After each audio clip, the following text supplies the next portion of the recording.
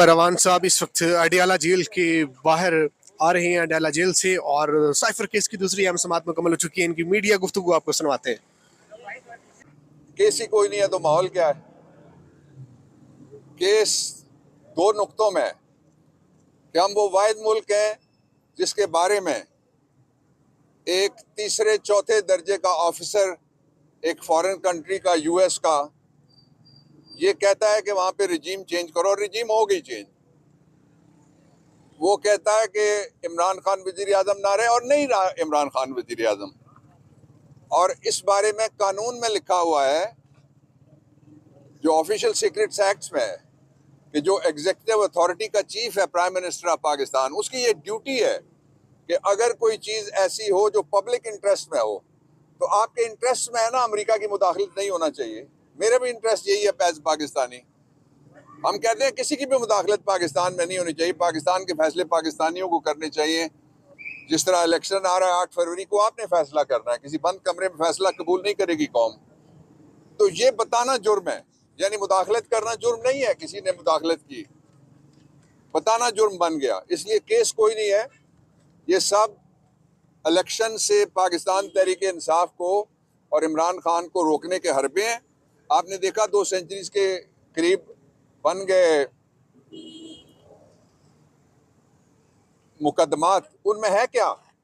उन मुकदमात को बनाने के बाद भी इमरान खान के माली की जरूरत है, इमरान खान के गार्ड की जरूरत है, इमरान खान के बावर्ची की जरूरत है, इमरान खान के चौकीदार की जरूरत है जो गवाहियां दें। और भी मुझे पता लगा है कि कुछ लोगों को तैयार किया जा रहा है जो आके इसी तरह की स्टोरियां बयान करने के। मैं उनको, जो आने वाले हैं और जो नहीं आने वाले, सबको मैं मिला के कहता हूं, उन सबको, कि पाकिस्तान के लोग यहाँ से आगे गुजर गए। मैंने आज इमरान खान साहब से भी, जब सियासी गुफ्तगू का एक पोर्शन था मेरा उनका, उसमें मैंने उनको पार्टी के बारे में बताया, और मैंने कहा कि मुझे ये लगता है पहली दफा कि हम सारे पीछे रह गए, कौम आगे निकल गई है। जब कौम को ये कहा जाएगा साड़ी गल हो गई है, तो कौम वोट की, अपने वोट की बेतौकीरी और तौहीन समझती है इसको।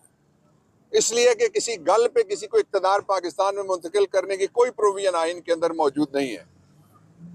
और फिर जिस तरीके से एक ऐसे साहब को लाया गया जो 1981 में पहली दफा मुल्क के सबसे बड़े सूबे के वजीर आला बने थे, क्या दिया उन्होंने? 85 में वो बने थे पहले फाइनेंस मिनिस्टर, 81 में, 85 में वो बन गए वजीर आला, 88 में वो वजीर आजम बन गए। और सिर्फ 3.5 साल इमरान खान का वक्फा छोड़ के फिर वो वजीर आजम थे। फिर उनके भाई वजीर आजम बनते हैं, उनका भतीजा और दूसरे वजीर आजम का बेटा वो पंजाब का वजीर आला होता है। वो वजीर आला एक दफा नहीं 3 दफा हो गए। तो वो कौन सा नुस्खा कीमिया इस दफा मिला है मे फेयर के अंदर से, जिसको वो लेके आए हैं और पहले नहीं था।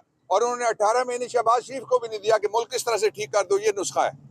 वो नुस्खा वो जेब में छुपा के रख के आए थे।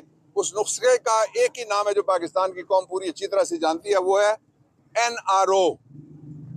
और उन्होंने कहा ना कि जी बड़ी कुदरत मेहरबान है। कुदरत मेहरबान नहीं, NRO मेहरबान है आप पे। कुदरत जिस पे मेहरबान हो वो पब्लिक में जा सकता है, उसकी इज्जत होती है बाहर। कुदरत की मेजबानी का सबसे जो बुनियादी नुक्ता है वो ये है कि आबरू हो। आपने तो मुल्क को तमाशा बना दिया। कल फिर एक इंटरनेशनल रेटिंग छपी है करप्शन में, पाकिस्तान को नवाज शरीफ के नाम से पहले नंबर पे लिखा हुआ है उसमें, वो मीडिया पे आप देख लें उसको। तो इसलिए ये सारी कोशिश अपनी जगह, लेकिन कौम पूरी तरह से इलेक्शन के लिए तैयार है। पाकिस्तान तहरीक इंसाफ हर सीट पे इलेक्शन लड़ेगी और पाकिस्तान तहरीक इंसाफ के उम्मीदवार सारी जगह पे खड़े होंगे।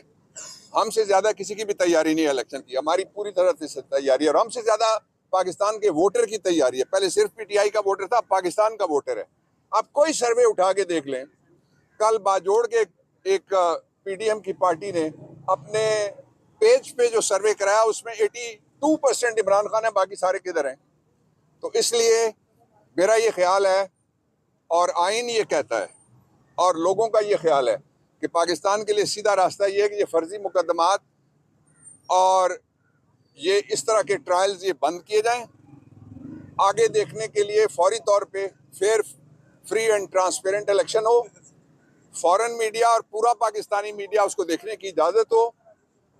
व्लॉगर्स ब्लॉगर्स उनको इजाजत हो, इसलिए 67% मीडिया तो उधर है जो अल्टरनेट मीडिया है, उसको इजाजत हो, और उसके साथ ही इंटरनेशनल ऑब्जर्वर्स उनको भी ये ट्रायल देखने की इसलिए कि इसकी डायमेंशन है इंटरनेशनल। इसमें अमेरिका, आज इमरान खान ने अंदर कहा भी है कि अमेरिकन एम्बेसी का नुमाइंदा उसको भी अदालत में बुलाया जाए, और एक साबिक जर्नैल का भी उन्होंने नाम लिया है। जो असल इशू है वो ये है कि इस एक्सरसाइज में से जो विच हंट की है 1967 में हमने शुरू किया था, जो मशरकी पाकिस्तान के अंदर इस तरह का अगरतला साजिश केस, तो उसका नतीजा क्या निकला जाके? अच्छा अंजाम तब होगा जब लोगों को अपनी मर्जी से लोग मुंतखब करने की इजाजत दी जाएगी, और ये बाकी कोई तरीका भी नहीं चल सकेगा। ये मैं बड़ी क्लैरिटी के साथ कहना चाहता हूँ। If there is any question I am here. Thank you. Thank you.